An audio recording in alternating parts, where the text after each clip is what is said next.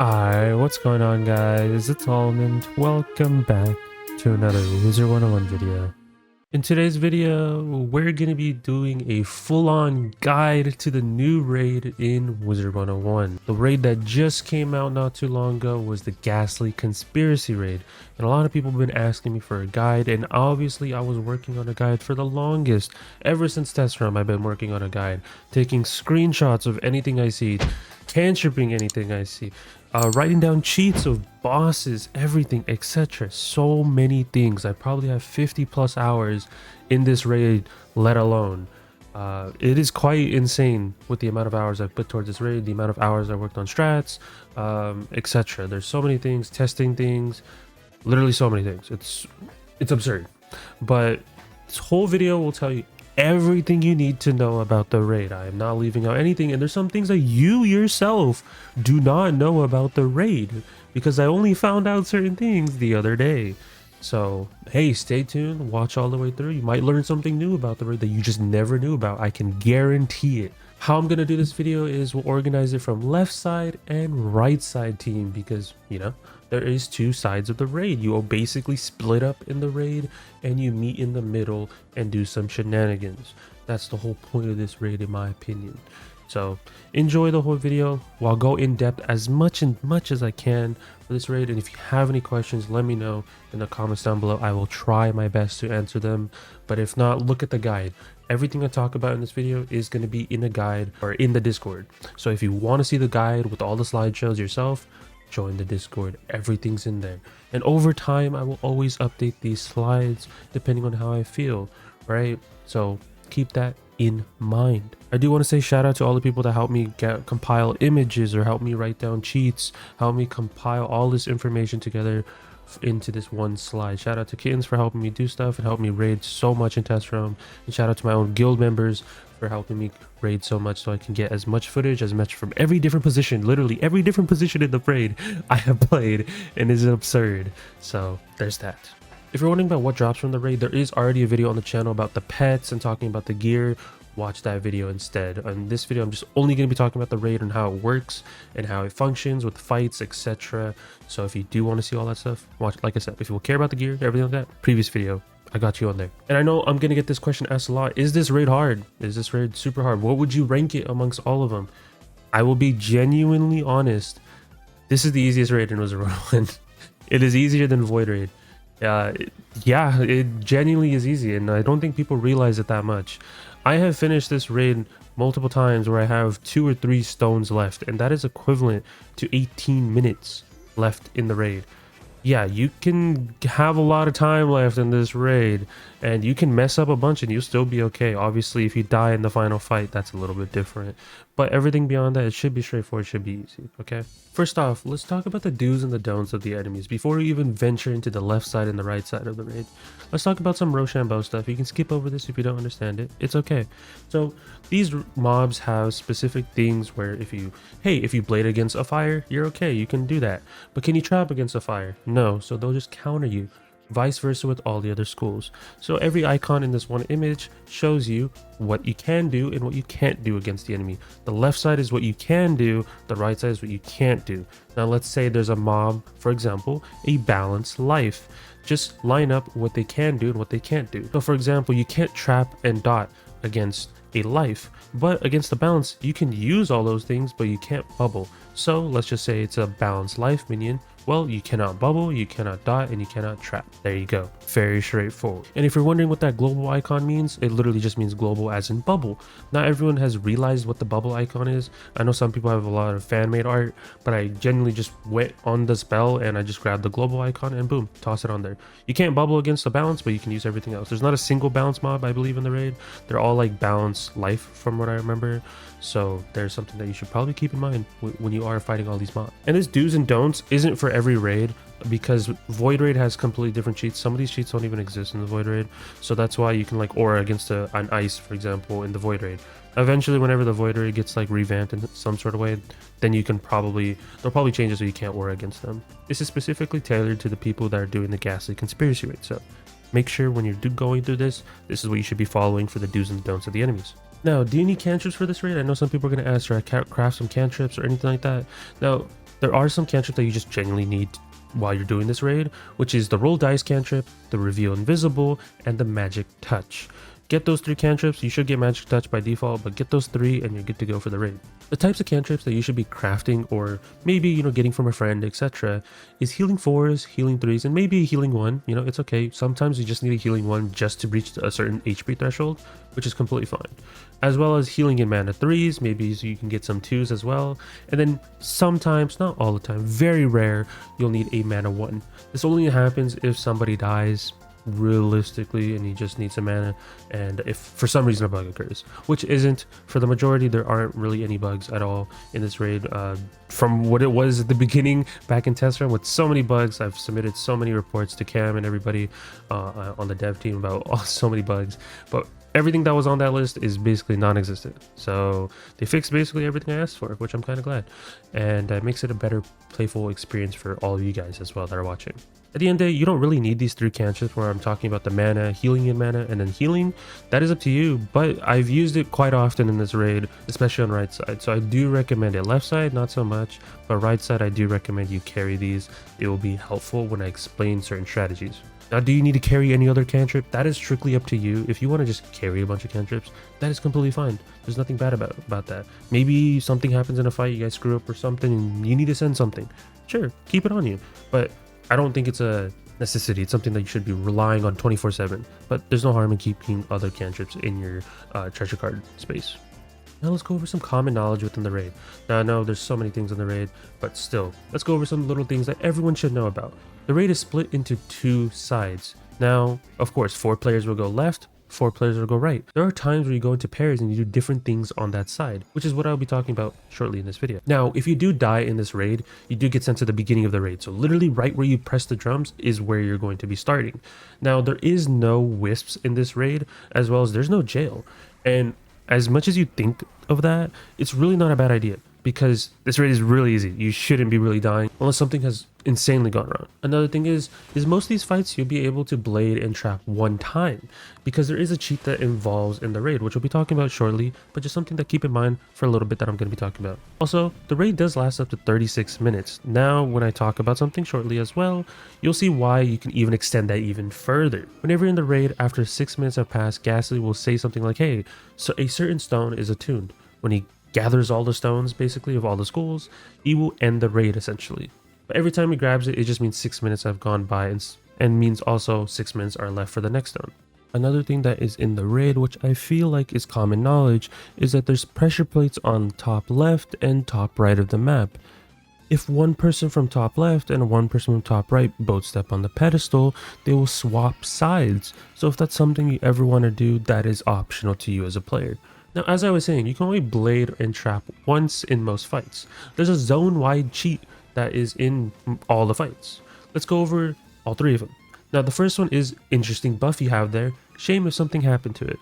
Basically, you are allowed to have 1 buff at a time on yourself as well as the enemy. This is specifically for blades and traps on individual enemies as well. So let's just say I'm fighting 2 storm mobs. I can trap them once individually. Tri-traps count, so for example, if I wanted to Ellie trap one of them and then Ellie trap the other, I can. But let's just say I decide to put another trap on that enemy. Well, what happens is you'll activate a cheat called Too Tempting. Now it's gone. What will happen is the enemy will remove all those traps that you placed on them, vice versa with the blades. So if you decided to stack a bunch of blades, for example, well, Too Tempting, now it's gone. They'll just remove all of them. Yup, it's something that you have to keep in mind when you're in the raid. Don't accidentally buff up an ally, because hey, what if, for example, they bladed themselves and you decided to blade them? Well, you activated the cheat, so now all the blades are gone, and that's not something you want to see in Ghastly. I will say that. Another cheat which not everyone understands is the snarl cheat. Now, I didn't understand this for the longest. Every mob would just be making noises and I'm just like, what the hell is this? Well, basically it's an indication of after you hit an enemy with your blade and trap, vice versa, whatever it is, this is to signify you're allowed to blade and trap again. Yep. This is basically a checking cheat, just so you can be like, hey, I'm good to blade, I'm good to trap. The thing is though, with this cheat, it's not 100% accurate in my opinion. They probably should tweak this. I haven't really mentioned it to Cam because it's not really an issue. It doesn't affect the fight because you just know mentally, hey, I can only blade and trap once, right? Of course, after I use the trap, then I can trap again on that mob. That's not the biggest thing that's gonna just ruin the game, right? But sometimes if you have an aura on you or there's a bubble on the field, it doesn't activate the snarl cheat. So yeah, don't worry too much about it. If the mobs make noises, let them make noises, right? Don't worry too much about it. Now let's go over the most insane part of the raid that not many people, if anything, I'm probably the only person that knows about this, which is how to increase your time in the raid. I've seen this everywhere. We keep losing to time. We keep losing to fights. How do we perfect this raid? This is too difficult. They expect us to have the most insane strategies. No. So basically, I like to cantrip things randomly because I just, was feeling it, right? I felt like there was other things in the raid that were missing. I felt like there was other things to explore in the raid, right? And I was like, yeah, I don't know what it is. I don't know what it could be, right? I feel like we've basically understood the entire raid. Well, I randomly decided to cantrip the balance stone one day, and well, it said, hey, requires 7 more players, and I was screaming like crazy because I did not know what the hell this was. Well, what happens is if all 8 players in your raid cantrip this balance stone, it can be from far away or whatever, it doesn't have to be in front of the balance stone. Well, Mr. Ghastly will say a cheat line or dialogue. Let's just call it dialogue. What is this? Another stone disrupting my attunement? No matter, I will adjust. What this means is you get 6 minutes back to your time. Yup, and now the balance stone is part of the whole clock. Because basically how this raid works, it's like a clock system. He starts by grabbing the ice one, then he moves on to the storm, death, etc. It's not the correct order, but you get what I mean. He starts collecting all the stones, like a clock. Well, the balance stone is now part of the clock once you activate it. Basically, you get given 6 minutes, and then the next time a stone is attuned, the balance stone will also be attuned. So it'll just be counting 2 stones as one. It's not going to affect you. It's not like, oh, he's going super fast or anything like that. It's just combining the balance one with another one that would have been already called. And for future reference, hey guys, if a raid ever comes out and you're curious, cantrip stuff. You never know what's going to happen. This was a perfect example of, hey, what the hell? So, yup, it's something that you should always do in your raid runs if you need the extra time, and there's no like downside to this from my experience at least. So definitely cantrip the balance stone every time you see it in the middle of the raid, and it will save you so much more time in your runs. Hope you enjoy that neat little fact in the raid. So now let's get into the actual strategies. All right, we're going to start off with the left side, then we'll talk about right side, and then we'll meet in the middle, talk about other strategies you can do in this raid. Now, what's happening on left side, we'll call it phase 1. Phase 1 essentially is there's 3 different chests that spawn in this area. There's a wooden chest, a silver chest, and a gold chest. They are all static spawns. They stay there, they don't move. What you should do is 3 players amongst your 4 should divide up the area and go into certain spots. So for example, 1 person should go to area 1, 1 person should cover area 2, and 1 person should carry area 3. And you're probably wondering, Almond, what do I do if I'm the 4th person, right? You're assigning all these people to different spots. Well, what that 4th person is doing, which is the main portion of this side of phase 1, which is you're called a token caller, token tracker, whatever you want to call it. Basically, you enter in this door and you go into pet mode. Once you go into pet mode, you will see 3 tokens on chimneys in front of you, and there's also this pressure plate. Stepping on this pressure plate essentially spawns tokens for the other players to find. And you need to tell them which tokens are needed for which chest. So if you see a left chimney with a token spinning on it, that is silver. If it's the middle one, that is gold, and the right one is wooden. So you have to type in chat, hey, for the silver chest we need so-and-so token. The gold one, we need so-and-so token, and the wooden one, we need so-and-so token. There's also a Roman numeral in the middle of the chimney. I wish that they would make this a little bit brighter, just because it's kind of hard to see. And that's how many tokens you need for that chest. Once you finish those chests, you will start a new wave. So you have to do this 3 times. And I know people are going to be like, well, I can't find tokens sometimes in my area. Well, you communicate that with your token tracker. You tell them, hey, can you refresh it? And what happens is that person needs to step off the pressure plate and step back on, and new tokens spawn for the players to find. So if you already searched your area, hey, communicate with your teammates. I can't find anything in my area. Area 1 clear. Area 2 clear. Area 3 clear. And then the token tracker will be like, okay, and they'll just refresh the thing. But you have to let them know as a token tracker, hey, this chest is done, so they can stop trying to look for those tokens, etc, etc. The thing is, with this spot, you can also get duplicate tokens. So for example, silver, gold, and wooden can also all be butterfly. You can have runs like that. So it's something you got to be wary about and manage it with good communication. It might sound like a lot of information, but literally, I promise you, this phase is not hard. It's just tedious. That's all it is. And a lot of people have thought that, hey, this is a huge time loss in our runs, because first off, they didn't know about that stone that you can attenuate in the middle of the raid. That gives them 6 extra minutes. So that's probably why a lot of people were stressing out over this. But this is really not that hard. Just have some person go into pet mode and divide yourself amongst the 3 little areas that I showed in that little infograph. That's how I divided it up. If you want to go a different way, sure. And remember to depot them in the correct chest. You can only hold on to 1 coin at a time, and you have to do this in 3 different waves. So once all those chimneys are lit down, the person steps off, steps back on, you look for a new set of tokens, etc, etc. And that's basically phase 1 for left side, so hopefully you got a better understanding. Now once you finish all these tokens and you do 3 different waves, it'll pop up saying coins collected, and now we move on to the next phase. Essentially what happens in this next phase is you are split into pairs and you have to step on these drums. Same thing like how every other raid is, you gotta step on some drums. Now 2 people will go on this upper level, what I like to call, and another 2 people will go on this lower level. And that's how I'm gonna be dividing it up in the rest of this video.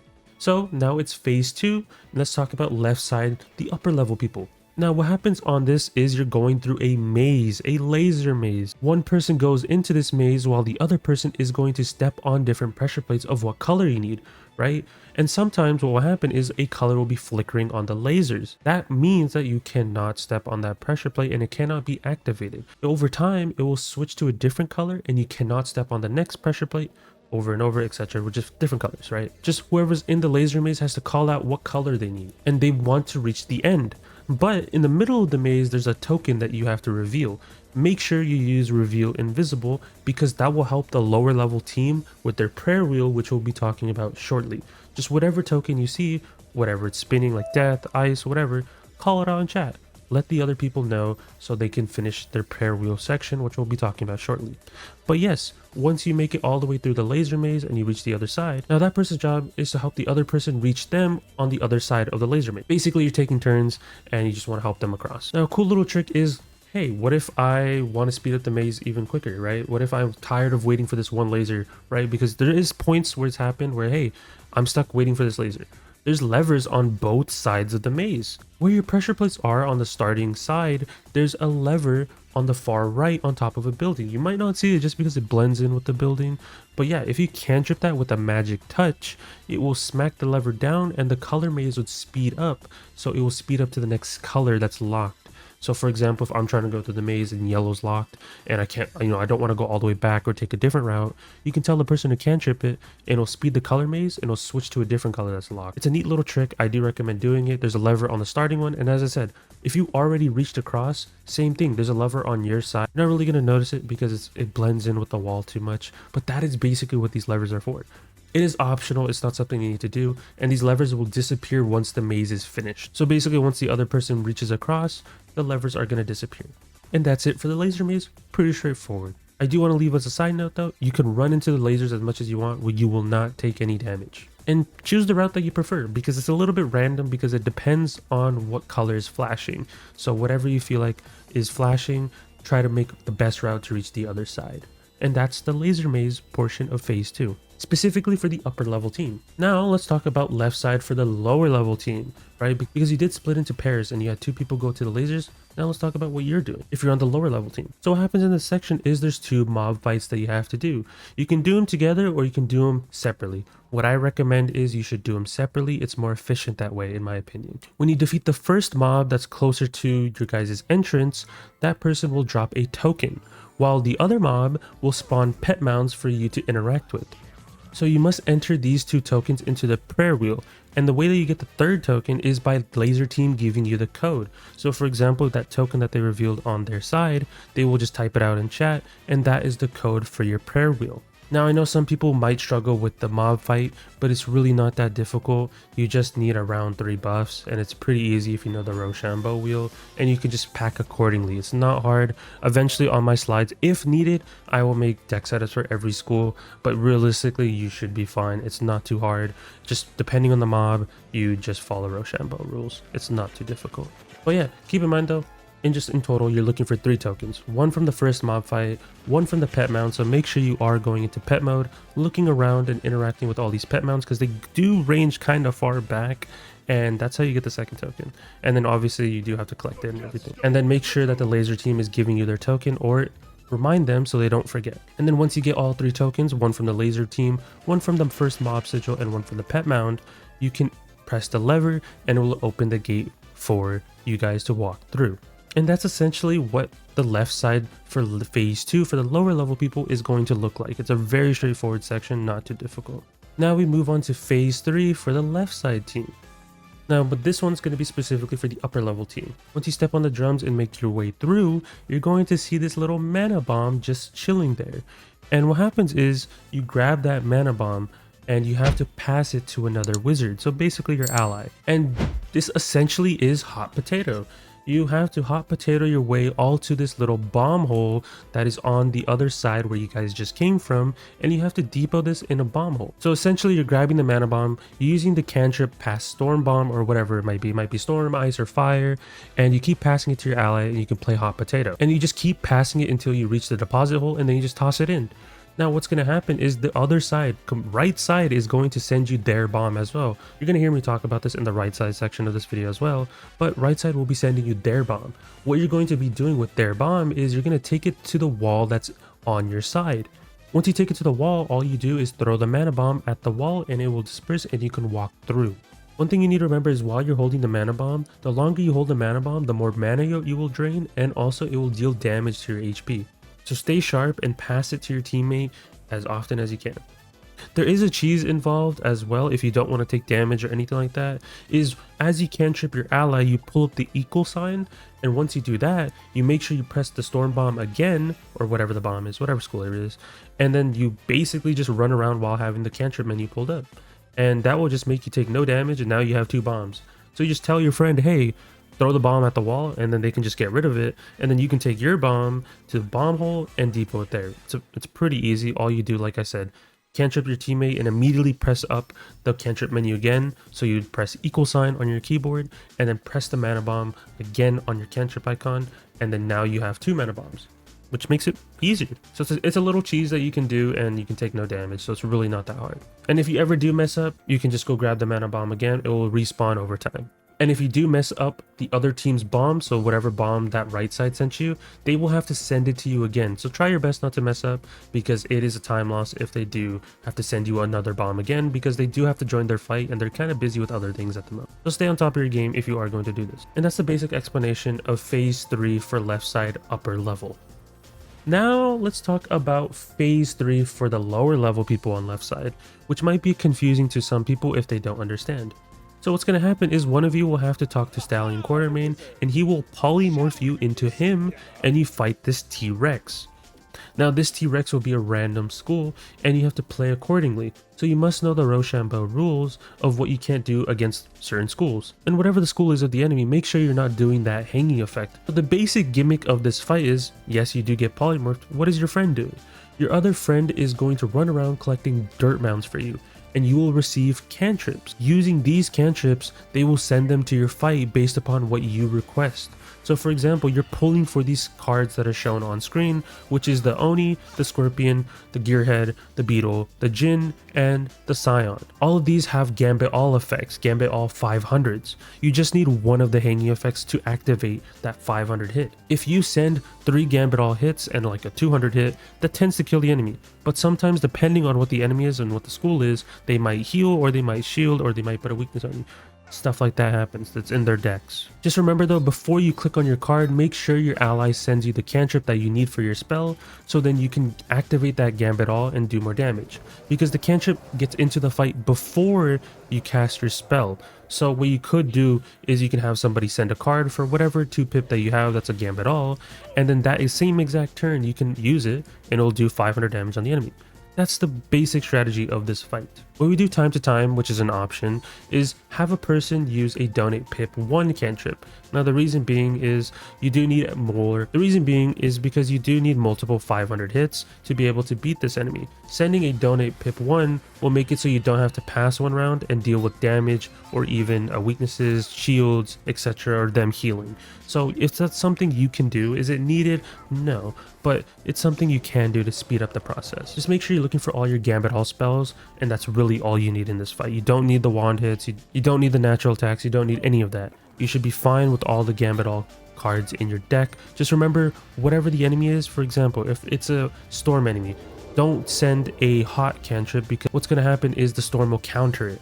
So you can't use the Gambit All that does that. You can still send it later on for the 200 hit, but I wouldn't go for the Gambit All effect where you have a hot on yourself, because hey, if it's a storm mob, he'll just counter it. So remember to follow the Rochambeau wheel at all times, depending on what the mob is.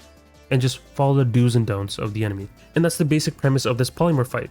One's Polymorph looking for cards, while the other one sends you cantrips for whatever spell you're going to hit with, so you can activate the Gambit All. You can do it on the same turn, so always remember that. Now, before we move on to the next phase for left side, we're going to be talking about right side now. So this whole section of the video is going to be right side, and then after we finish right side, we're going to move on to the middle section where both teams converge together and work together. So let's talk about phase 1 for right side. What's going to happen is you'll see these little dual circles that have a dice cantrip just kind of floating above them. You're going to split into pairs and have one of your teammates cast the roll dice cantrip. This will summon a random mob depending on the roll. And after that, you guys just have to work together and fight these mobs. Now, of course, I'm not going to show you guys a turn by turn because there's so many different mobs and it depends on your team comp. Usually what I've been doing is we have 4 storms going right side. It just makes it so much more easier. But depending on the mob, essentially work together with your teammate. You might have to send 2 owls, you might have to send a Hecate and an Oni, you might have to send a owl and an Oni, etc. But just work together, follow the rules of Rochambeau, and make sure you follow the do's and the don'ts. Whatever. You do not want to aura if it's an ice, death, right, etc. Because you can have like a fire ice, you can have something like that, right? You don't want them, you don't want to accidentally aura, for example, like against an ice or death, because they'll just hard counter you. But it's a very straightforward fight. I wouldn't stress too much about it. There's some gameplay you'll see in the background of us doing it. Just a basic gimmick around one of the strats that you'll do. And it's a very straightforward little fight. I don't have to go too far in depth. If you have any questions, let me know.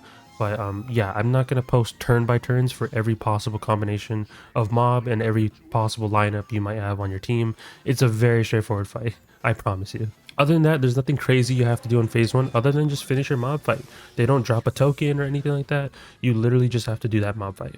After both teams finish their mob fight, you're going to split up into pairs. Once again, you're going to have 2 people go to the upper level while 2 people go to the lower level. So let's first talk about the upper level people in the phase 2 function of this raid.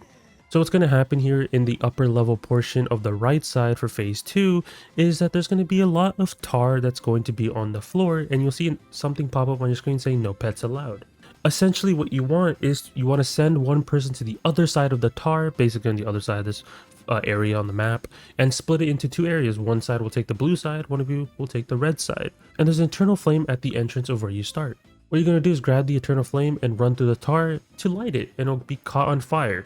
Every time you walk to this tar, you will be taking damage. But when the fire is lit on the tar, bombshell evidence will appear, and each player can only hold 1 of those at a time, and you want to give those to Dog Tracy. Once you give those to Dog Tracy and you have 3 of them in total, you will send a burst heal into the fights where the lower level people are doing their fights, because they are going to need the healing. Because essentially what happens in their fight, without going too far in depth until we talk about it in the next section, is that they're going to be getting hit with a lot of scions, a lot of Jins, a lot of Onis, specifically if it's a balance, but every other school you're being getting hit with a scion from their school. So you basically are sending R&Rs to protect them so they don't die in their fight. Now, if the tar isn't lit on fire, there still is folders that spawn, and those are called forensic evidence. But if you do give those to Dog Tracy and you do give him 3 of those, he will send a call-in backup spell. And this spell, what it does is it deals 10% of the enemy's max HP, and it heals them for 660 over 3 rounds for your allies, of course. So it's really up to you, but in most of my runs, majority of my runs, we've always only sent R&Rs. You only need on the average 2 to 3, maybe 4 if something goes wrong, but you shouldn't.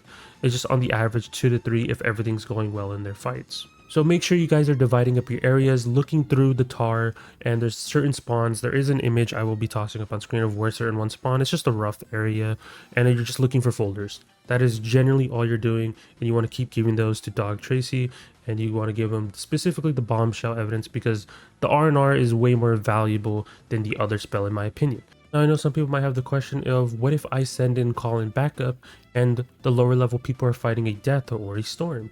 Because death and storm counter hots. What will happen? Well, if you call in backup, literally nothing will happen. He will not counter the hot that's on the field. They just completely ignore it. So don't worry about, hey, if I'm sending call in backup, are they just going to get hard countered? Nothing will happen regardless, even if it's a death or a storm. It's just something you can do. It is up to you, but you only really need the R&Rs, and if you want to send the forensic evidence, that is completely up to you. You will need 3 of each, and you can only hold 1 evidence at a time. So that's something you got to be wary about with this portion on the phase 2 function for right side. And that's basically all you're doing. Just communicate with your allies, make sure what's their HP, and send them evidence when they need it. And make sure you're giving Dog Tracy the evidence so he can send the R&Rs for your allies so they can make sure that they don't die realistically. Now let's talk about what's going on for right side phase 2 for the lower level people. Each person will fight a mob. Start your fight when allies have collected at least 1 bombshell evidence to give yourself some preparations for your fight. And something you ought to keep in mind is these enemies will instantly set up a gambeted scion, or if it's a balance, it will set up a Jin or an Oni round 1. Literally round 1, and they'll be doing a lot of things. So try your best to kill the enemy while the upper level team is going to be sending you some R&Rs to help with your fight so you don't die. Just be very careful. Like I said, these mobs tend to use gambeted spells that either increase their damage in any sort of way. So it's something you got to be really wary about. They usually start sending scions on round 1 or round 2. So just be very, very careful when you're fighting these enemies. Just remember though, if it is a bounce mob, it will tend to set up a Jin or an Oni. It just depends on what the mob wants to do. And as I said, this fight doesn't really have a turn by turn because it doesn't really need one. Because 3 to 4 buffs will kill the enemy depending on what mob it is. Of course, if there is storm shields on the mob, counter it. That's not something that you should just leave on the enemy. Wand hit them off. It's really not that hard, because what we tend to do is we pack wand hits, and not many people do that. Not many people would pack wand hits in their deck, at least to a certain degree of what we're doing right now.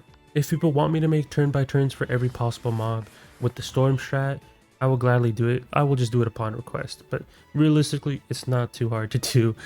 Just, of course, remember what school it is, and make sure you follow the do's and don'ts list in the video, because if not, you will get countered by these mobs. But if you just send like an owl, a 3 buff or a quad buff owl, or you can send a Oni, or maybe you're packing a Jin for some reason, and you want to send 3 forensics so you can set up the Jin, that's something you can do as well. I'm just giving you guys options, right?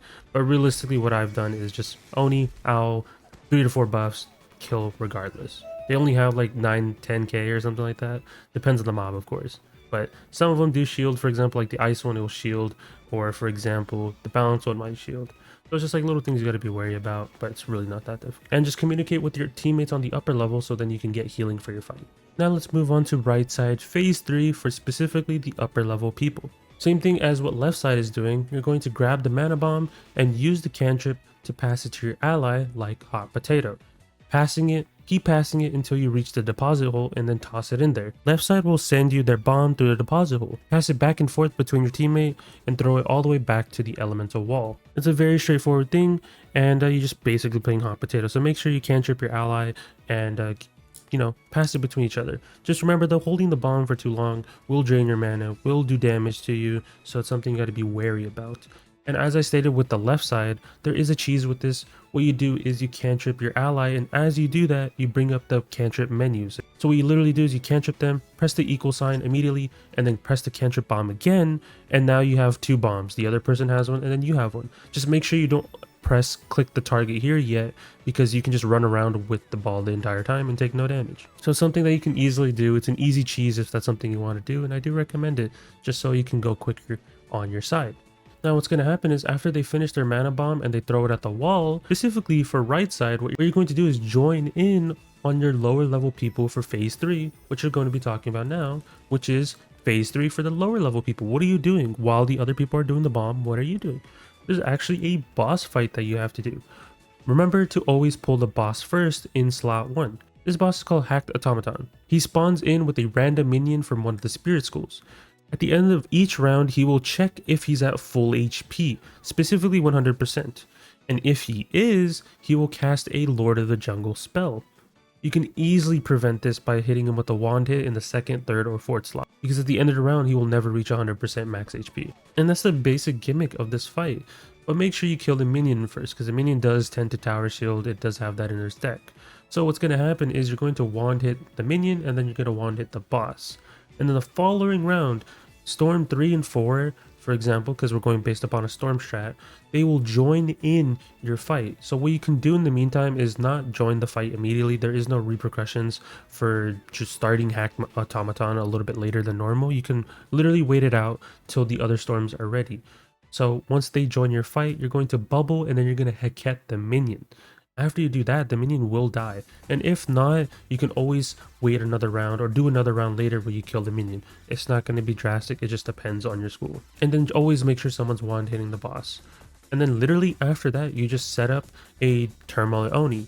So you just do some spirit weaknesses, you make sure you attenuate the boss, and then of course the last person's going to just blade themselves Frenzy and then Oni, and then there you go. That basically kills this whole entire fight. It's a very easy, straightforward fight. I do recommend, like I said, 4 storms to go on right side. It will just make everything drastically easier. And all of you will run the same deck. Everything I'm talking about, like when it comes to this whole slideshow, will all be in the Discord, as I said. So if you want to see what the deck build is and the gear build, etc., all that will be in the Discord. And that's basically phase 3 for the right side. And now you're caught up with everyone on the left side as well.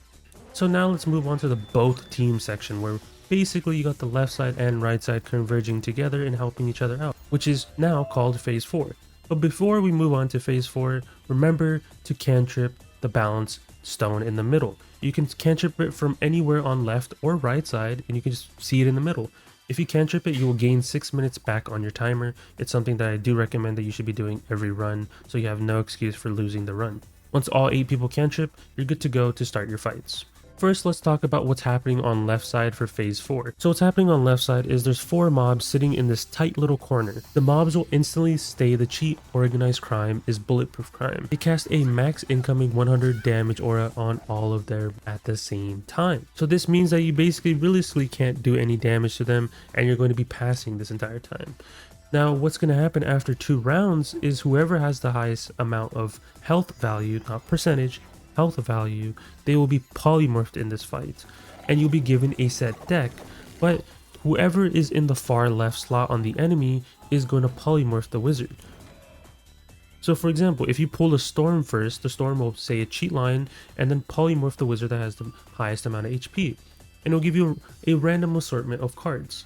The card that you select is dependent on what the right side team tells you. So what's happening on right side at the same time is they're doing mob fights. They're doing a mob fight that incorporates a storm and an ice, and as well as they're also doing a mob fight that incorporates a myth and a death. They're going to be split up into 2s trying to find out what this code is. Basically what's going to happen is there's going to be a storm mob that randomly casts one of these 3 things. It's either going to be a shield, it's going to be either a dot spell, or a trap. Depending on which one of those 3 options is done in that fight, that is the code for the other side of the team. So you're basically working together on left side and right side by giving each other the code. Right side's going to find out what's the spell that they're not supposed to be using because, you know, for example, a storm does not shield, a storm does not die, and a storm does not trap. Does not follow Rochambeau logic. That is not what storm does. It's not what they incorporate.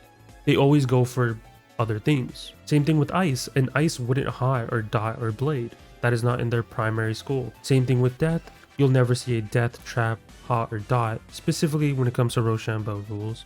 And same thing with myth. You wouldn't see a myth, blade, hot, or weakness. So while they're in the fight and they see the mob cast one of the 3 spells, that is the spell that you use on the left side when you're polymorphed by that mob. So let's say on right side, they're fighting their mob and the storm decides to shield. Well, if you're on left side, that means when you're polymorphed by the storm enemy, that's when you cast a storm shield on yourself. Hopefully that makes sense. That's the best way I can do to explain it. Same thing with the ice one. If the ice polymorphs you, right, depending on what the ice did in their fight, they might have hot, they might dot, or they blade. That is the answer for the polymorph fight. So that's what you click when you're polymorphed by, for example, the ice mob, etc. With the same thing with the myth one and the death one. And when you do click the correct spell, the aura is going to be removed off that enemy. And now you just kill the enemy, very straightforward. And then once you kill him, you move on to the next mob, and then you move on to the next mob. Basically, you do that over and over 4 times, and they will remove their aura, while the other allies in your 4v4 fight are going to kill that same mob in the same turn. It just makes it easier. It's something I recommend, but I do recommend stalling in this fight just a little bit so then the team on the right side can get the codes for you to use in your fight. Because if not, if you just randomly click cards, you're not going to beat this fight, because you need the answers from the right side team. So make sure right side team is giving out the call out of what the spell is that the enemy casted that they're not supposed to be casting. And that exact spell is what you're going to be using when that specific enemy of a school has polymorphed you. Pretty straightforward, and that's basically the fight. When it comes to the right side though, they don't have any cheats in their fight. It's just following Rochambeau logic. But you still have to stall a little bit in that fight. You still have to see what the code is to tell the left side people, because if not, they're just going to be guessing the 1 in 3 odds every time, and that's not something that you want to do. But other than that, it's a pretty straightforward fight. Right side deals with their mobs, look for the spell that they're not supposed to be casting, and then whatever spell that they're not supposed to be casting, you let left side know, and then when they get polymorphed by that specific school, they use that card. Very straightforward. And then make sure whoever has the highest health on left side is pulling the mob first, so then whoever gets polymorph is always in the first slot, and then the other 2 people, 3 people can just target that mob that got their aura removed. It's a very straightforward mechanic. It's just paying attention to chat, paying attention to your allies, and making sure you guys are communicating well in this team scenario. It's a very unique fight. I think Cam did an amazing job on this, and you have to really think outside the box, as he would say. Now once both sides are done, right side is done with their mob fights, and left side is done being polymorphed and guessing codes based upon what right side is saying, we move on to phase 5, which is a little bit tedious / annoying. Once everyone steps on their drums, there's going to be a new center drum that spawns in. Once a player steps on that single drum, 8 touchstones will appear around the map, each one matching the school of a wizard in the raid. Every wizard must use a magic touch on the stone that corresponds to their school. Just remember though, only one person can use one stone. So for example, if you see a storm stone, that does not mean all storm wizards come to that stone and cantrip it. You just need one of them to cantrip it and it'll light it up, but that means that person cannot cantrip another one. Now you have to help your other teammates find their own one. Now there's a lot of touchstones on this map. Now I have an image that basically shows where majority of them are, not all of them. I could be missing some of them because it's very possible, right? But this is the majority of the area of where they spawn in. Once you find your own touchstone and you cantrip it, just help the other players look for their touchstone, because this is all based upon who's in the raid. You'll never have like a duplicate touchstone, or you might not have more than 8. You'll always have specifically 8 tailored for whoever's in the raid. So if you're rocking 8 people in the raid that are all storms, there will only be 8 storm touchstones. There will not be a balanced one, for example, because that doesn't make sense. You don't have a balance in your raid. So it goes based upon the schools that are in the raid, and those will be the ones that are spawned across the map. And just remember, these stones don't spawn super far back. They don't spawn all the way back to the starting point. They only go halfway to about where the mob fight is on left side and right side. It doesn't go further than that. So make sure you guys loop and communicate, check behind the buildings, check behind the houses, and just use the map that I showed you guys in this video. It can help out. It gives you the majority of where the spots are, so be wary when you're looking around. If someone hasn't cantrip, let your other allies know, and if you do cantrip, type it in chat, say hey, I already cantrip. Or if you're already in a call, let them know that you already cantrip. Because what happens is once all the touchstones are lit up by all 8 players, the gate will come down and we move on to phase 6. Now phase 6 is essentially the final boss. This is the final phase of the raid. Make sure you have your vanguard team ready to enter this final battle against Mr. Ghastly, while the remaining 4 wizards focus on sigil cards, or you can take on the secret boss, which we'll be talking about later in this video as well. Before we talk about how Mr. Ghastly's fight works and everything like that, let's talk about the fights that are surrounding him, which is 4 different fights. You have Matamon, you have Hierarch Lucian, you You also have Crime Mine and Morgue the Merciless. You have faced these bosses before while you were questing in Lemuria. I think other than Crime Mine, I think Crime Mine might have not been a boss, but you get the idea. These are all people from Lemuria. And all these bosses have a card floating around them. Doing this will send these cards to the center fight. So if you have 4 people in the center fight with Mr. Ghastly, fighting him out, duking it out with them, you can finish one of these mob fights. It could be any, you can do more than one if you wanted to. Once you kill them, it will send that respective card to the final fight. Now obviously, depending on your strat, you might need certain cards. But let's go over what those cards are. Now if you fight Matamon, he does give you a card called Bad Element. What it does is it'll put an elemental weakness on the enemy, and it also will give Ace Elemental School Pip to one of the wizards. It's not all of them, it's just whoever it casts from. So for example, if this spell randomly casts from the person in the 3rd slot, they'll do the Ellie weakness, and then after that they'll gain 3 school pips. They'll gain a fire pip, a storm pip, and an ice pip, just specifically on the person that got this spell casted from. It's a little bit RNG, so don't rely on these types of spells in my opinion. Same thing with Hierarch Lucian. He has the same thing, but he has negative spirit, which it does a minus 30% spirit weakness, as well as it gives a wizard spirit pip. So a random wizard will gain a death pip, life pip, and a myth pip. Now it's up to you if you want to do those fights. I've never had a reason to do them at all in my opinion, other than back in test realm just to get footage. The 2 ones that are good in my opinion is Morgue the Merciless and Crime Mime. What Morgue the Merciless does is if you defeat him in his fight, he'll send a card called Guilty Verdict, which what it will do is it will do 20% of its max HP, and it will give the person who casted it a random school pip. Crime Mine has a good one as well. What it will do is it will put 120% trap on the enemy and put a minus 60% weakness, which I think is really good. I've used this in all my strats. I think Crime Mine is the best spell to send to the final fight. Now, you can send these cards to, example, the secret boss as well, which we'll talk about later in this video. It doesn't only send to specifically Mr. Ghastly. If there's any other fights on the field or anyone's doing another fight, they will receive the card too. So for example, if I'm doing Matamon and I have a person in Crime Mime, and let's say they finish their fight, that card that Crime Mime gives will send to not only the final fight, it will also be sent to Matamon because it's a fight that's active at the same time. So that's something to be wary about. So for example, if you are trying to do the 1% badge equivalent of this raid where you defeat the secret boss and the main boss, and let's just say you have a person in both fights, the Crime Mime trap will be sent to both fights, not just specifically only Ghastly. So it's something to be wary about. Now there's these little cauldrons around both of... Now there's also these cauldrons around all 4 fights. Now what that is for is when you enter this area, there will be 4 different folders that spawn around the map. It's just random and you can stumble upon them. All these folders will have an icon on them, and you have to pay attention to what that icon is, because you have to depot the correct folder in the correct pot for that card to be sent to the fight. Yeah, I said that. Let's say you're roaming around the map and you see a folder that has a mustache on it. That means that mustache is specifically for Morgue. So if you take that folder, for example, and go to the Morgue fight, it will send the Guilty Verdict into all the other fights that are going on at the moment, and Morgue will disappear from the map. You can only do Sigil cards once in this raid. You can't do it more than once. Back in Test Realm, you were able to do the same fight multiple times, and there was a cooldown timer on it. But they completely got rid of that, and you can only do these Sigil fights once. So it's either you A, do Morgue the Merciless, or B, you have the person go look for the mustache, depot it into Morgue, and then that will just send the card as well. Now I know someone might say, well, what if I want to do Morgue and depot at the same time? Once you get into the Morgue fight, the cauldron will disappear, so you can't depot it anymore. Vice versa, once you depot into the cauldron, you can't pull Morgue anymore.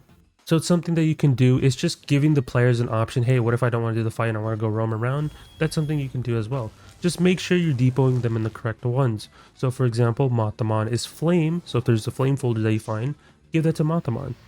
If you see a comb, you want to give that to specifically Lucian. If you see mask on the folder, you want to give that to Crime Mine, and then of course the mustache you give to Morgue. If you give it to the wrong one, it will say evidence is destroyed, and then you have to go look for new evidence. So that's something I wouldn't recommend. Make sure you're just depoting the correct one if you want to do that.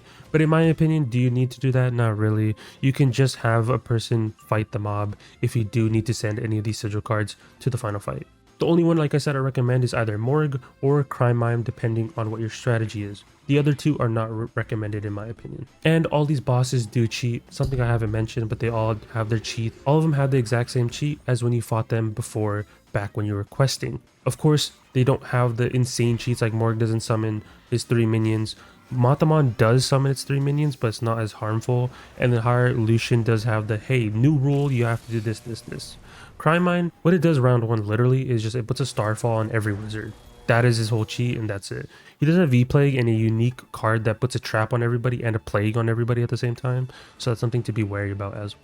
Now that we got the sigil cards out of the way, how do you defeat Mr. Ghastly, the big bad boss of this raid? Now, I do want to make sure that you guys know this, that Mr. Ghastly has a long list of cheats, and I will be putting it up on screen because I don't have the voice to go through every single cheat. Just because the fact is, I'm recording this video at 3 in the morning. So if you want to read through the cheats, go for it, but I'll go through the whole gimmick of this whole fight. The one thing you do need to remember is that Mr. Ghastly has 117k HP. Now, what is the whole gimmick with Mr. Ghastly? Well, what happens is on round 1, round 2, he doesn't really do anything other than probably spam Empower or give himself pips. Then what happens at the end of round 2 is essentially he'll polymorph and say a random cheat line. He'll say either I am Storm, I am Fire, I am Ice, I am Life, I am Myth, I am Death. So either say I am one of the Elemental schools or one of the Spirit schools, just individually then. And this polymorph lasts 4 rounds. He'll polymorph into a Seraph or a Sentinel or a Shrike, and it doesn't affect his stats, it's just cosmetic wise.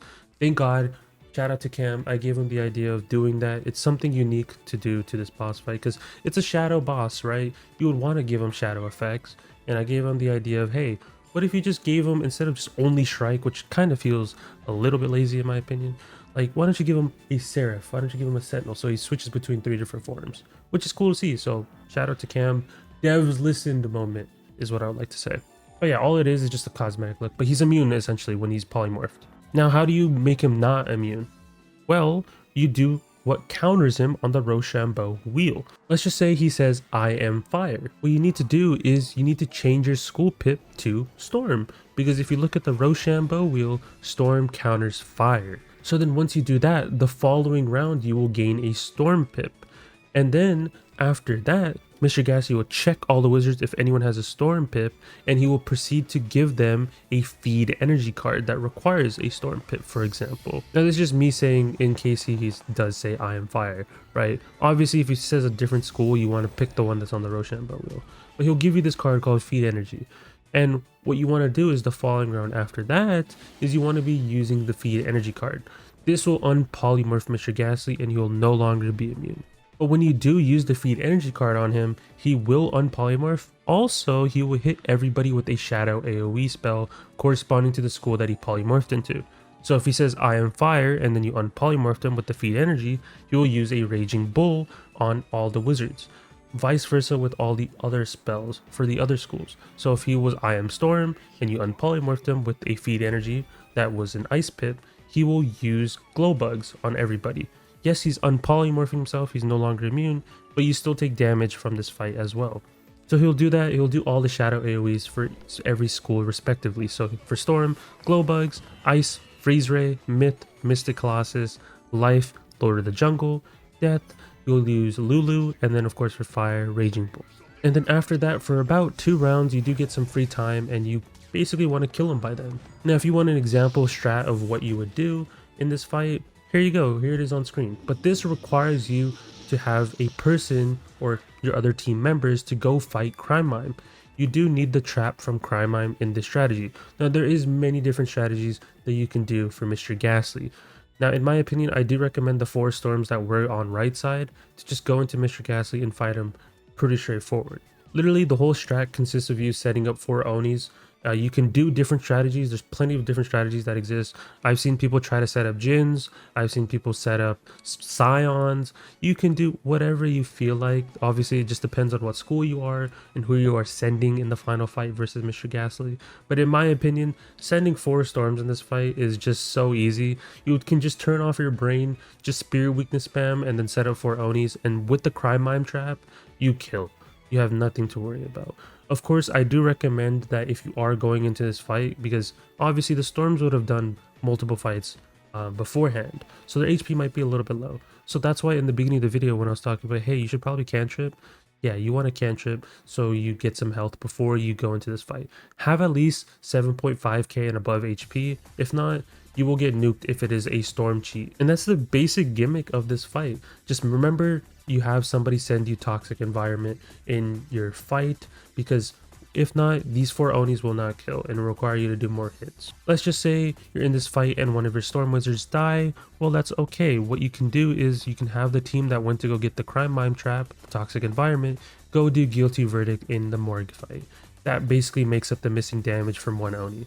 And then you will have nothing to worry about if one person dies. It does not chalk a run. But it's okay if one person dies, but if more than one person dies, it might be an issue, of course. Always remember to what cheat he says at the end of round 2, because that is dependent on what school pip you need to generate for this fight, and that affects the strat entirely. But make sure whoever's in slot 1 has over 200 Arch Mastery, because if not, then you will have to compete against Mr. Ghastly to gain a school pip, which is kind of an issue. So that's why you have to have more than 200 Arch Mastery on your build. But like I said, all the builds, all the deck setups are all going to be in the Discord. So if you want to see all that stuff and all the strategies that you'll be doing in this fight, like I said, Discord is probably your best bet, because if not, this video will turn into like a 2-hour video, which I don't want to, because I'll have different gear builds, and over time, so a video like this when it comes to raid guides do get power capped indirectly, because sometimes spells change, for example, or sometimes we'll have a higher level cap, and then I always have to revisit the guide in its whole. That's why it's just the best bet to look at the Discord and look at the strats there entirely. But that's really it for the whole Mr. Ghastly stuff. Just make sure you guys set up 4 Onis, in my opinion, have 4 storms. Make sure you're changing your school pip to the correct counter on the Rochambeau wheel of whatever cheat line he says, and make sure the other 4 players on your team, or even 2 or 3, do crime mime so you get the toxic environment, and that spell gets sent to Mr. Ghastly so you can also use that in your fight. Now, if you do want to send a cantrip in this fight, like your traditional cantrip, like somebody to send a dual strike or something like that, Mr. Ghastly will counter that, and he will say that you have the wrong energy. So make sure you guys do read the cheat list of Mr. Ghastly, because that will tell you what you can do and you cannot do. Other than that, the raid's pretty simple. But let's move on to the secret boss before we end off the video. Now, there is a secret boss in this raid called the Red Herring. Now, the secret boss will only spawn once people have taken pictures of the fishes on the map.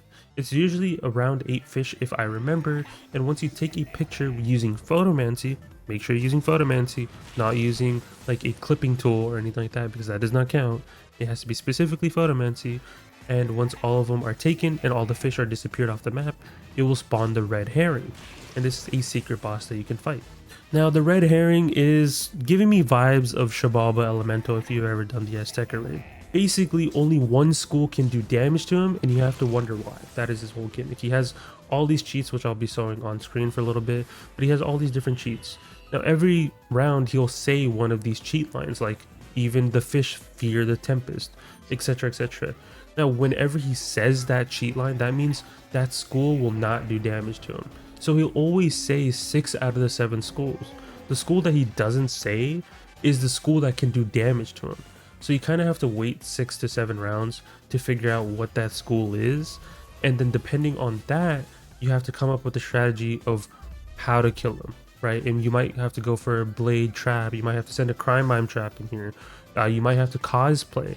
Basically, whenever I see this fight, which I'll probably make a guide for in the future, which is essentially they want left side to be full cosplayers. You realistically just need 3 people on left side that are all dual schooling, not really cosplaying, but all dual schooling, and come up with strategies to help support them. Now, of course, he has all these other cheats as well, but like I said, just look at the cheat sheet. I'm not going to go over into individual cheats because it kind of just already explains that on the text, so you can pause and read that if you like. But that is really just his whole gimmick of a fight.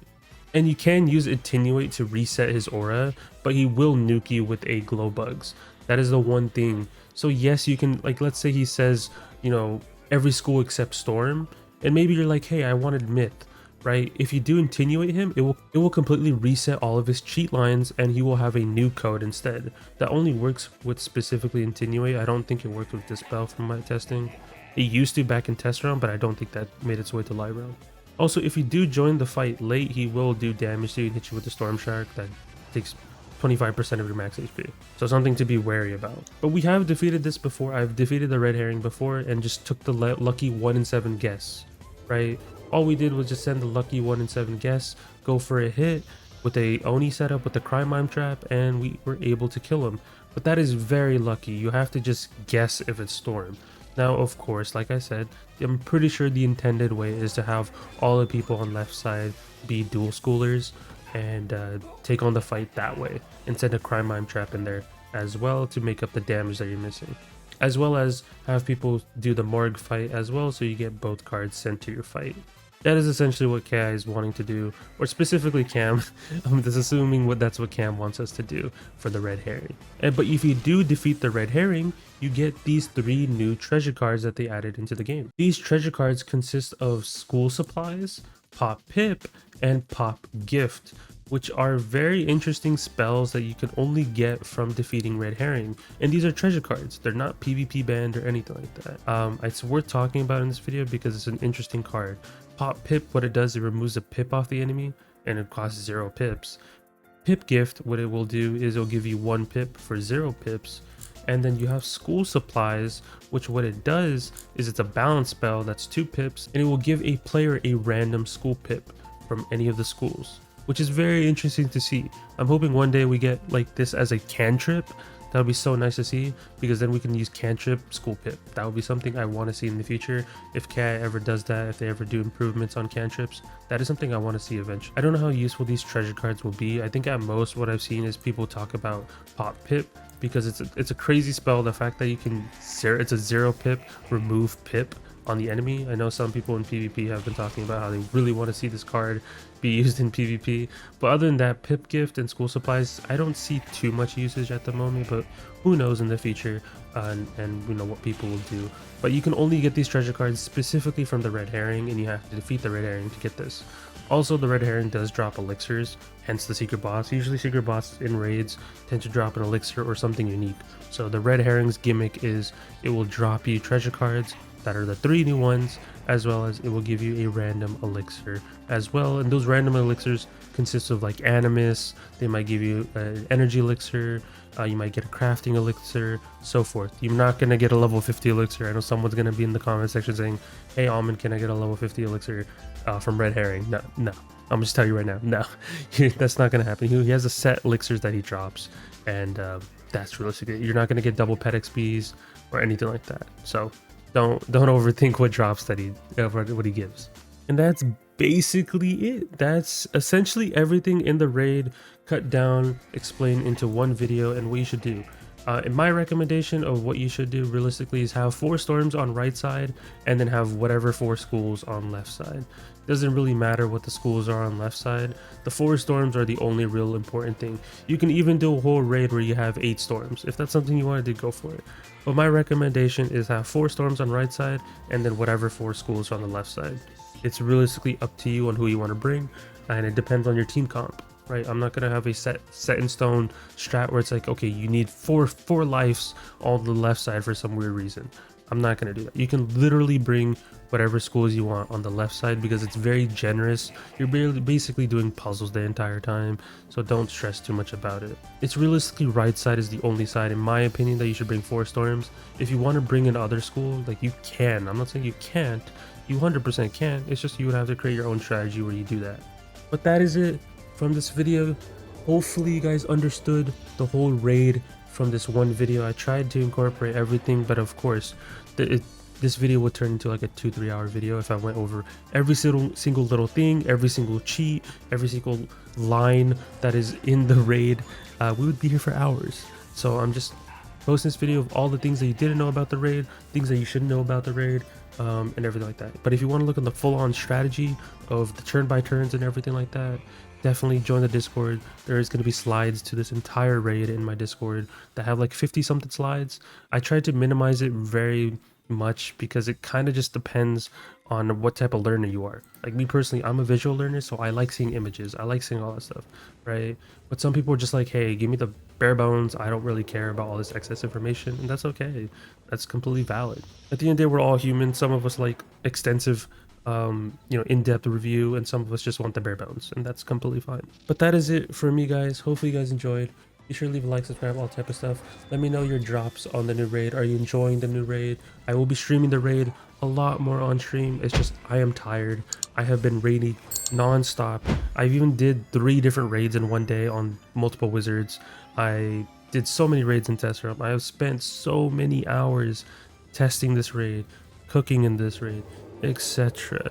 And yeah, I'm probably gonna go for all the amulets. As I said in my gear video, watch that video if you're trying to figure out what to get. But watch that video. All the pets are good, all the amulets are good, all the wands are good, and all the majority of the decks are good. So that is just my take on it. You guys do whatever you feel like with that information, but watch the other video where I talk about the gear and I talk about the pets. And their pets are exclusive, so that's something that you should remember as well. But if you are wanting to do the new raid, join Discord. There's a guild application, go for it. Or if not, let me know in the comments down below, everything like that. Let me know your guys' feedback on this video. I do appreciate all the people that do interact with the video and everything like that. It does help out with the algorithm, of course. And if you are watching this in the future for some reason, maybe like a year from now, hopefully the raid is doing well. Hopefully the raid hasn't changed drastically, and hopefully I am still updating the strats to these slides in the future. If not, let me know in the comments down below. But yeah, that is it for me. I'll talk to you guys in the next one. Peace out, guys.